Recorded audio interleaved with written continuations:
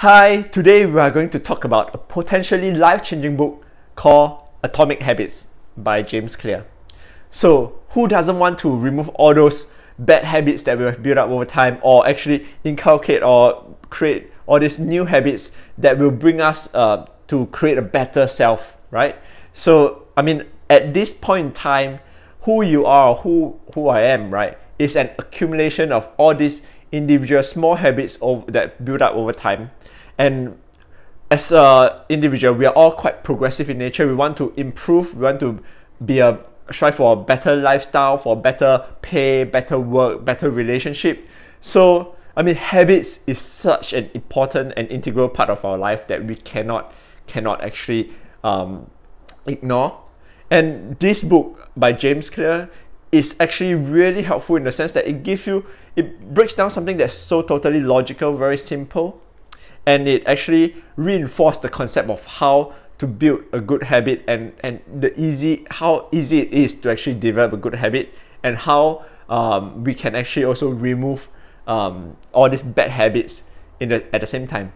So I would like to share with you the 3 key takeaways from this book.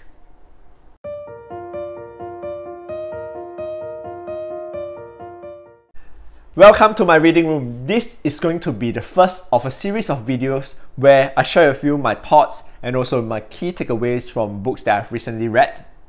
So before I start, I would like to actually say that I feel that everyone should actually read the book in full, just because reading abstracts or watching videos like that might help you get a feel of the book, get interested in the book, but at the end of the day, I think everyone have different perspectives. So for example, this book have got a lot of points which I really want to share, but because of the length of the video, I will try to cut it down to just 3 points.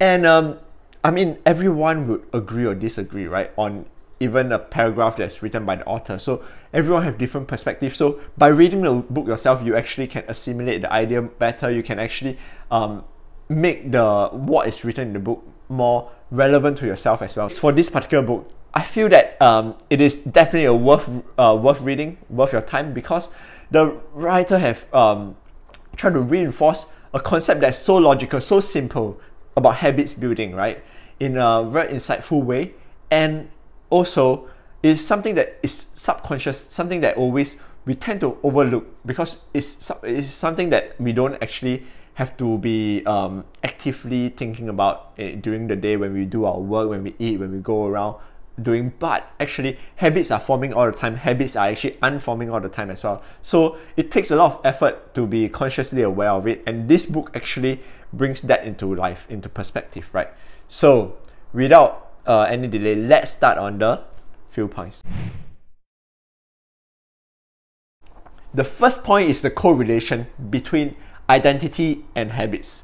So how it's described is that we are like an onion. So the core of the onion is our identity, and that identity leads us to have a certain attitude, thinking, and then that leads us to the actions or the habits that we have got.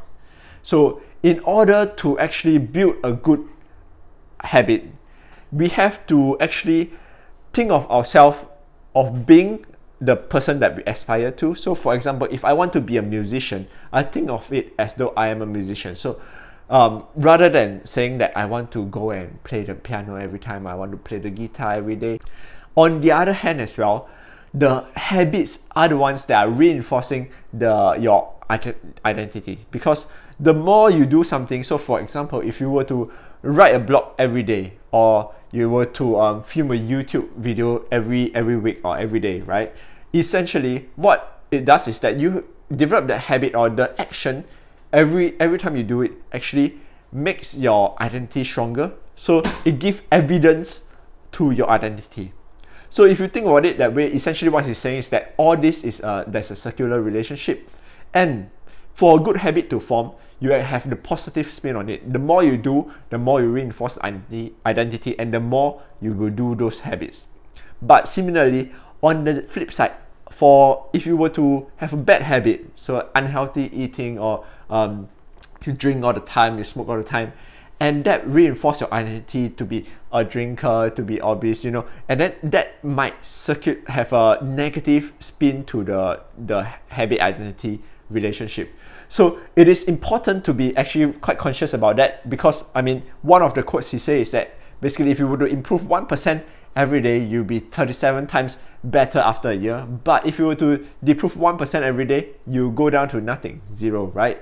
So it's very important to have that identity habit relationship.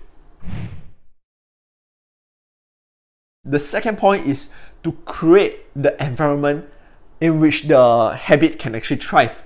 That said, he provided a lot of different points. He have broken them down, and I have actually consolidated them together. So one of the ways is to actually surround yourself with people who actually sees the habit that you're trying to develop as the norm. So for example, if I want to be fit, I want to be healthy, I want to go to the gym all the time, because the people I see at the gym are the people who are working out. They see working out as something that's normal. They go to the gym all the time, they are healthy looking. And if I aspire to be like them, I want to be surrounded by them, be in an environment like them.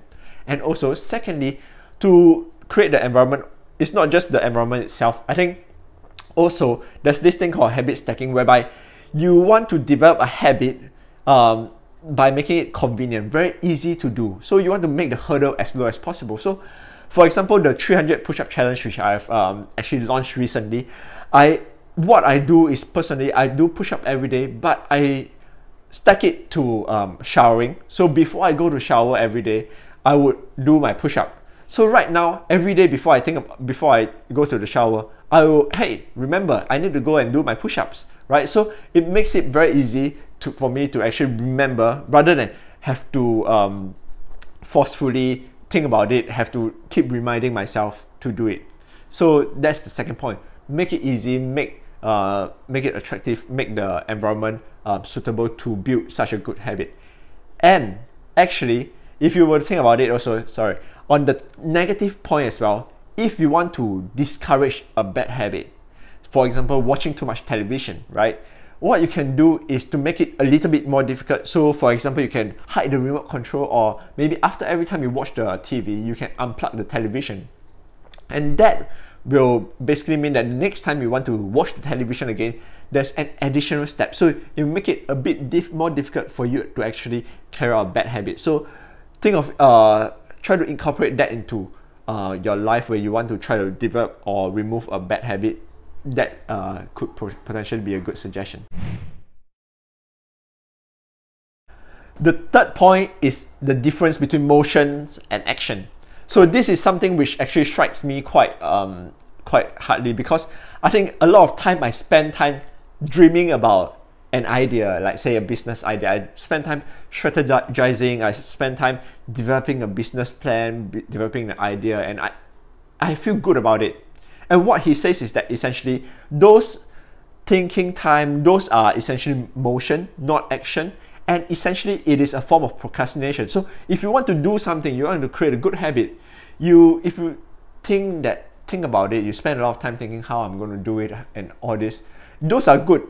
It gives you the feel good feeling, but you are not actually doing the action, and hence you are not actually getting the results. So what he's saying is that you want to build a habit, actually just go ahead and do it, rather than think about it, spending too much time thinking about it. Okay, that's not it. So I did say there's only 3 points, but because this book is actually so good, there's actually this fourth point, which I think is a bonus and the most important point, because it's very actionable, that you can actually implement it now, today, or even, going forward. So this is actually the 2 minutes rule. So the 2 minutes rule, what it says is that actually every habit you want to develop, for example, if you want to run 10 kilometers, right, you can actually chunk it down further into smaller units. So before you can do the 10 kilometer habit, right, you would have to run the 5 kilometer first. And before you actually run the 5 kilometer, you actually have to take the first step first. And before you even take the first step, you have to actually wear the shoe, tie your shoelace, right? So with all big actions or all big objectives that we want to acquire, that we want to do, there's always this first initial step that that's like a hurdle, the threshold, that we just have to take it and then the subsequent steps will actually come about. So just take, for example, if you want to read a big book, like a 300-page novel, right? The first step would be actually not reading the first chapter, but actually just flipping open the book, the first page, and read the first line, the first sentence, right? So what he's saying is that if there's any habit that you want to form, think about what is the action that is the most initial step that probably only takes you less than 2 minutes, and then see where it takes you, right? Just make the first step, the first initial action, and hopefully this is actually the most key takeaway in this whole video, because this is very tangible that you can do, right? For if you want to have a life-changing moment right now, think about it. What do you want to do that can be easily achieved, such as tying up the shoelace of your shoe before you go out for the run? And hopefully this will actually make your life different from tomorrow onwards. Before we end, I would actually like to say that I actually disagree with one point in the book itself, which is about motivations and goals. So I think what James says is that basically if you were to have a goal, right, it actually works counter to the habit development, because if you were to achieve the goal, then what will happen next is that you might just stop continuing the habit. But personally, I believe otherwise. So just taking, for example, the 300 push-up challenge, which I have started doing a couple of weeks ago. I aim to do 300 push-up in total, but on a daily basis I try to build up to this amount. And imagine if it takes me 30 days to build up to this 300 push-up. Would I then on the 31st day stop doing the push-up? I don't think so, because after a while you develop the habit, which is what he actually says in the book, whereby if you constantly repeat and do it on a very frequent basis, eventually this will be integrated as part of your life. It will be subconscious, something that you want to do. And if you were to not do it, or if you were to miss it one day, you actually feel uncomfortable.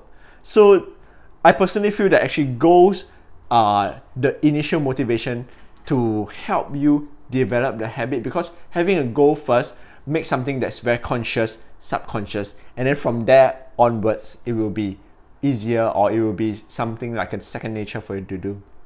So that's the only point I disagree with the book. But this book in total, I really like it, and I think if you read it and you feel that it could be potentially life-changing to you as well, give it a go. I'm sure you enjoy the book.